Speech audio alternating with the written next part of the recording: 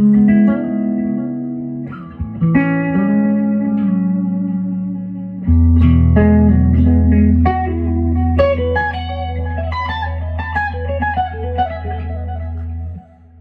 obsessed with that riff. I'll show you that in a minute. Hey guys, it's Uncle Larry. Happy Sunday to all. Homeschooling number 87. Hope all is well out there. We got some big games today, guys. The championships are here in the NFL. Bummer about my Browns, man. I appreciate all the support out there from the viewers. That was a rough game. The Chiefs got the best of them. So did the Zebras.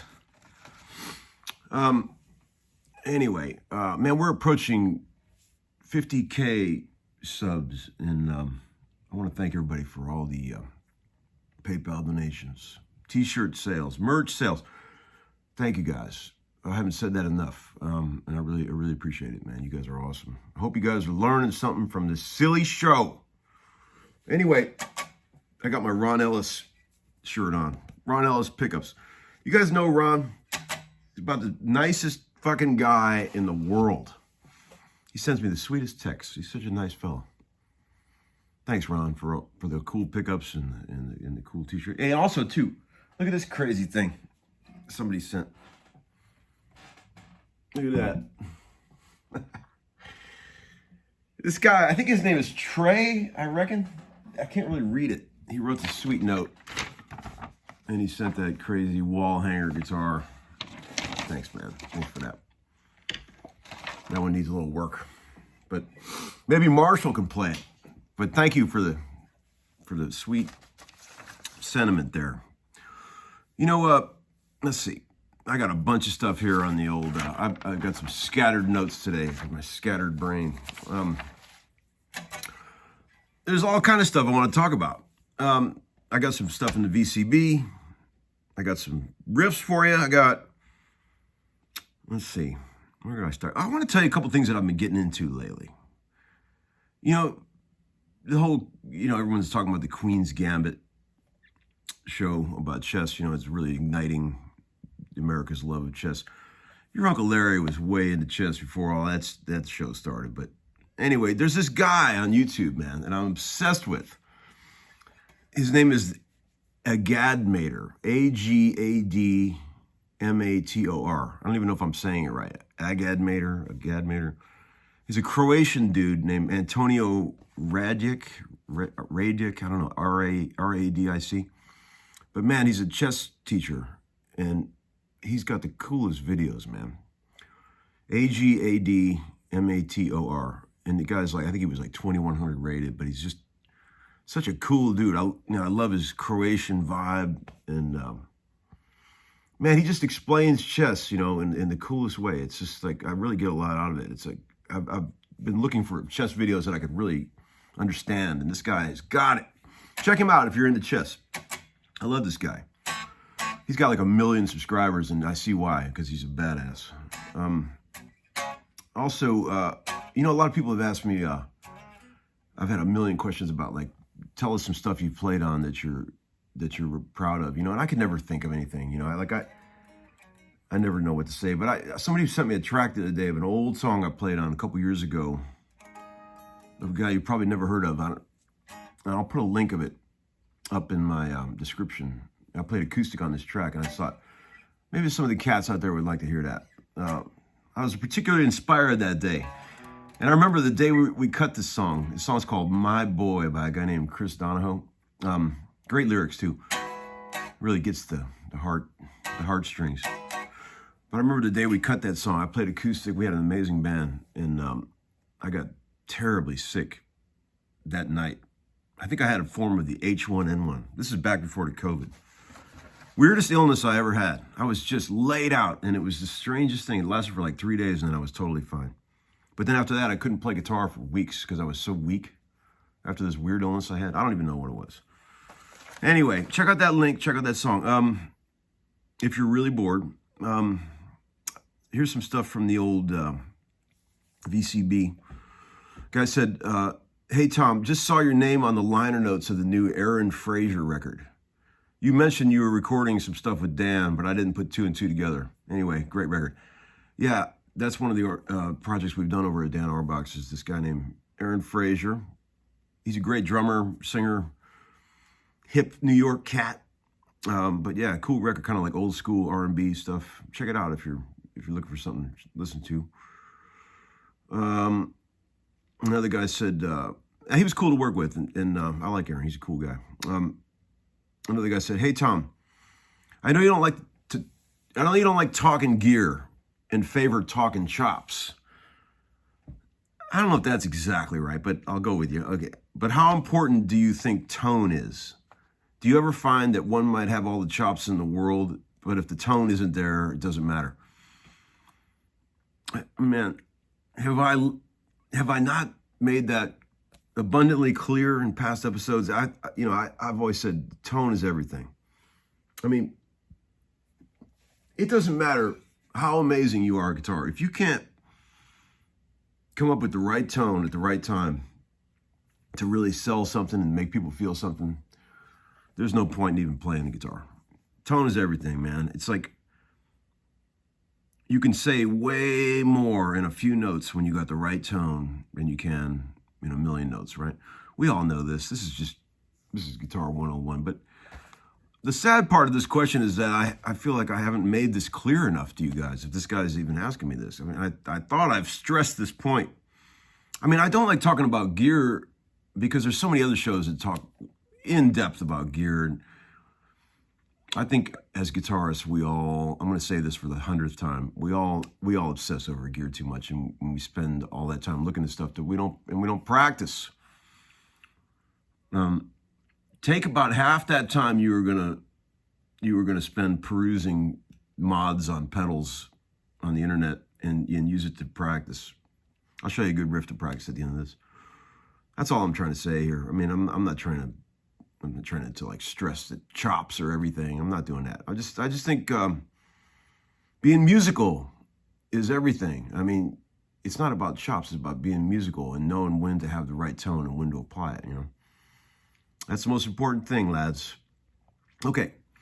Another guy said, this is kind of cool. It's not a question. It's just a statement. He said, the advice everyone avoids, just work at it until you figure it out for yourself.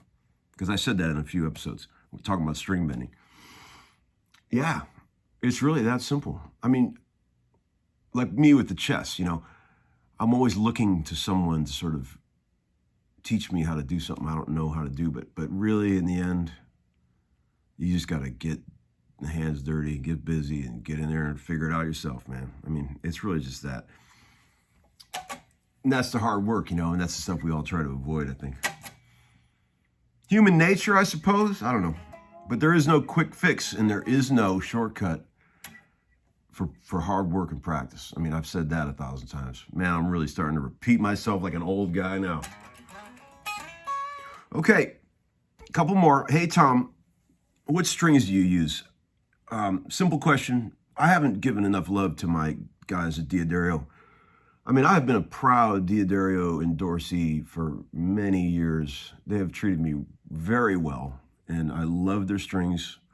I use 10s, the New York XL 10s on electric, and I use the 12s on the acoustic, 12 through 53, phosphor bronze. I'm not a big fan of the coated strings. I've probably said that before too, but I like regular old guitar strings, and light strings, low action. That's your Uncle Larry. But Diodario is great. I really don't think there is any other strings, honestly. Don't get mad at me, but they're the best. Another guy said, hey, Tom, did you ever have a punk garage or garage phase? Oh, yeah, man. Like in your youth, did you get into some angry music? Yeah, definitely. That little Monday Night Football thing I put up the other day when I played the theme for Monday Night Football got me thinking about some stuff, and I had a couple things remind me of my first trip to New York City. Do you guys remember your first trip to New York City? This is a long time ago. I think I was about 20 years old. It was very eye-opening. I mean, coming from my hillbilly roots in Cleveland, Ohio, in the suburbs of Cleveland, man, I just could not believe when that plane touched down and I got in that cab for the first time and saw what New York City is like. Man, it blew my mind. Holy shit. See, the reason I thought of this is because this older gal that I knew that was a friend of mine, her name is Rosemary. She took me to New York for the first time. She wanted to show me around. She introduced me to this guy named Eddie Kalehoff, who was the guy that did the Monday Night Football thing, the theme. But I was so young and green that I just probably didn't even know what to say to him. I was nervous. It was crazy. New York is crazy when you first get there for the first time. Wow. It's just so overwhelming. The first thing I saw when we got out of the cab and went to the hotel was a guy blocking the alley with a car, and a guy in a big Cadillac pulled up trying to get out, and he just held on his horn for 2 straight minutes trying to get the guy to move. And I was like, welcome to New York, man. Wow. So anyway, all that to say that we went to CBGB's one night, I remember, and that's pretty amazing. And I saw this amazing band that just blew my mind, man. They were called Life, Sex, and Death. You ever heard of them? They made one album. It's an amazing album. It's one of my all-time favorite albums. If I knew how to post a link, I would post a link to it. But Stanley, the lead singer, like a homeless guy. He smelled awful, too. They were a rocking band, boy. I saw them 3 times. I saw them in New York, Chicago, and in Nashville. And God, I loved them. I still love them. What an amazing record. Silent Majority, it's called. If you're into the heavy metal, I love that record. I listened to it yesterday. I was driving the boys around and I played a couple tracks off of that album. It just sounds so good to me. Hey Buddy is a good one. Yeah, so there you go. Life, Sex, and Death. If you like the Cosmic Skull and all that, you might like this band. I'm not trying to hype it. So here you go. This is crazy, this little riff I've been messing with. I've been really messing with this a lot. Let's just say you're moving from C sharp minor down to A. And you're kind of getting this sort of like moody vibe, right? You know, obviously the B major is a great connector of those 2 chords. And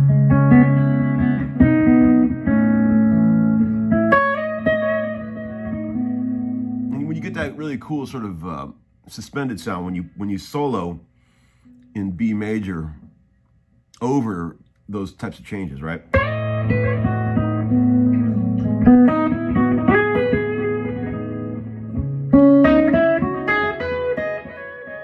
So here's this lick I've been messing with, like.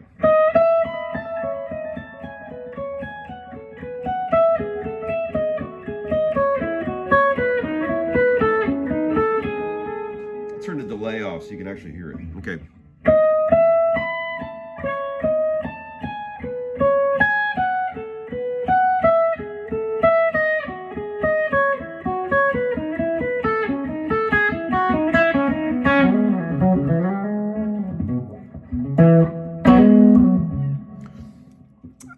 It's one of those things I just do it by ear. I don't really know what's happening there. My guess is that it's sort of like it's a mishmash of an A major scale and a B major scale all together.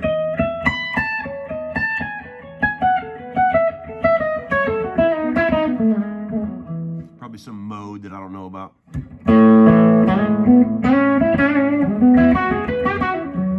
But it sounds good to Uncle Larry.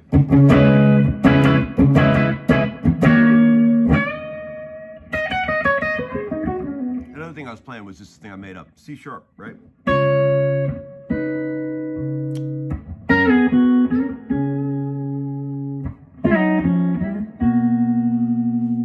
That's kind of cool. Imposing F sharp major over the B, which, you know, gives you the cool B major 7. So you got C sharp, and then a B,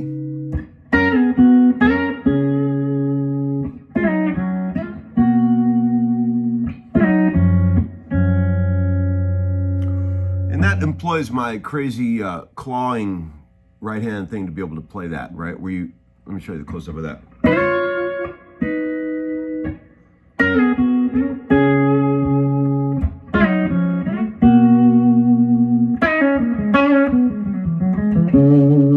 You got to be able to select what strings you want to use by using your claw. I use all my fingers for that kind of stuff.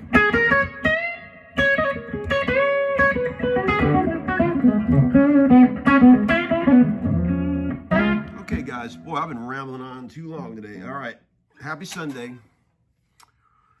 Watch some football. Give those NFL boys some ratings. All right, bye.